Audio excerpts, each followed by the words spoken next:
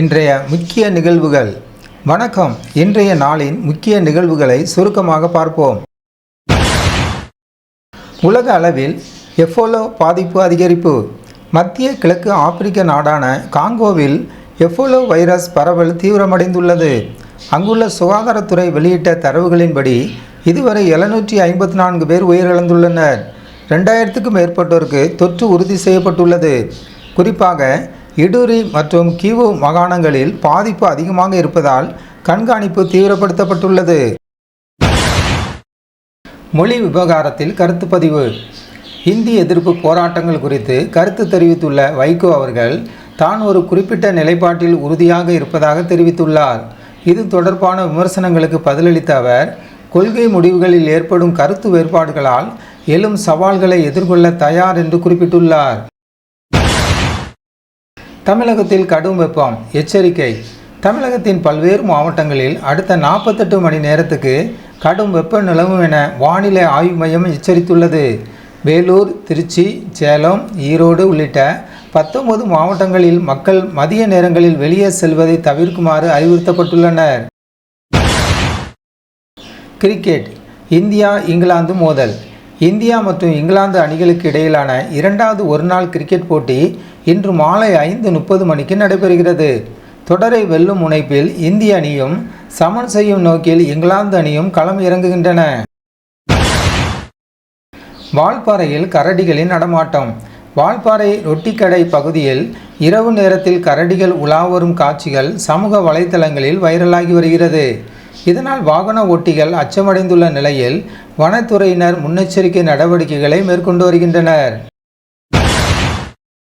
விசிக தலைவர் திருமாவளவன் விளக்கம்.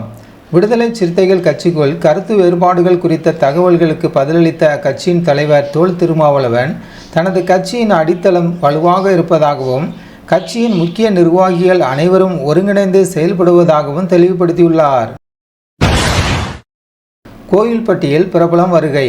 தூத்துக்குடி மாவட்டம் கோவில்பட்டியில் நடைபெற்ற காமராஜர் சிலை திறப்பு விழாவில் தொழிலதிபரும் நடிகருமான லெஜண்ட் சரவணன் சிறப்பு அழைப்பாளராக பங்கேற்றார். நிகழ்விடத்திற்கு அவர் வந்தபோது திரண்டிருந்த மக்கள் உற்சாக வரவேற்பளித்தனர். கால்பந்து. இறுதிப் போட்டிக்கு முன்னேறிய அர்ஜென்டினா 23வது உலகக்கோப்பை கால்பந்து தொடரின் அரையிறுதியில் இங்கிலாந்தை வீழ்த்தி அர்ஜென்டினா அணி இறுதிப் போட்டிக்கு தகுதி பெற்றுள்ளது. கோப்பையை வெல்லும் முனைப்பில் உள்ள அந்த அணி இறுதிப் போட்டியில் ஸ்பெயினை எதிர்கொள்கிறது.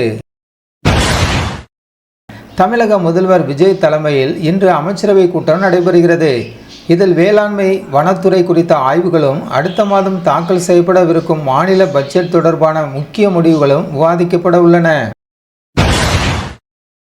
அரசியல் சூழல் மற்றும் பட்ஜெட் தயாரிப்பு. தாவேக ஆட்சியில் எம்எல்ஏக்களை இழுக்க முயற்சி நடந்ததாக கூறப்படும் வழக்கு தொடர்பான கைதான நபரின் வாக்குமூலம் பரபரப்பை ஏற்படுத்தியுள்ளது.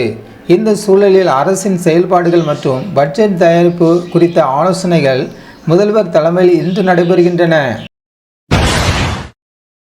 சென்னை பெங்களூர் புல்லட் ரயில் திட்டம். இந்தியாவின் போக்குவரத்து கட்டமைப்பை மாற்றியமைக்கும் வகையில் சென்னை பெங்களூர் இடையிலான புல்லட் ரயில் திட்டப் பணிகள் வேகமெடுத்துள்ளன. குறிப்பாக நிலத்தடி வழித்தடங்களுக்கான சாத்தியக்கூறுகள் மற்றும் தொழில்நுட்ப ஆய்வுகள் தீவிரப்படுத்தப்பட்டுள்ளன. பழனி தண்டாயுதபாணி சுவாமி கோயிலுக்கு சொந்தமான பல கோடி ரூபாய் மதிப்புள்ள நிலம் குறைந்த விலைக்கு பதிவு செய்யப்பட்ட விவகாரத்தில் திண்டுக்கல் மாவட்ட பதிவாளர் சஸ்பெண்ட் செய்யப்பட்டுள்ளார். சட்டவிரோதமான நில பரிமாற்றங்கள் குறித்து அரசு தீவிர விசாரணை நடத்தி வருகிறது. ஐஏஎஸ் அதிகாரிகள் பணியிட மாற்றம். தமிழகத்தில் நிர்வாக வசதிக்காக 20 ஐஏஎஸ் அதிகாரிகள் பணியிட மாற்றம் செய்யப்பட்டுள்ளனர். இதில் முக்கிய துறைகளின் செயலாளர்கள் மற்றும் ஆணையர்கள் மாற்றம் செய்யப்பட்டுள்ளதாக தலைமைச் செயலக வட்டாரங்கள் தெரிவிக்கின்றன.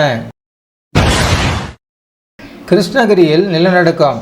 கிருஷ்ணகிரி மாவட்டத்தில் நேற்று இரவு 7 மணியளவில் லேசான நிலநடுக்கம் உணரப்பட்டது. வீடுகள் அதிர்ந்ததால் மக்கள் அச்சமடைந்தனர். இருப்பினும் பெரிய அளவிலான பாதிப்புகள் எதுவும் ஏற்படவில்லை என தகவல்கள் தெரிவிக்கின்றன. ஜாய்ஸ் டிவி சேனலுக்கு புதியவராக இருந்தால் ஜாய்ஸ் டிவி சேனலை சப்ஸ்கிரைப் பண்ணுங்கள்.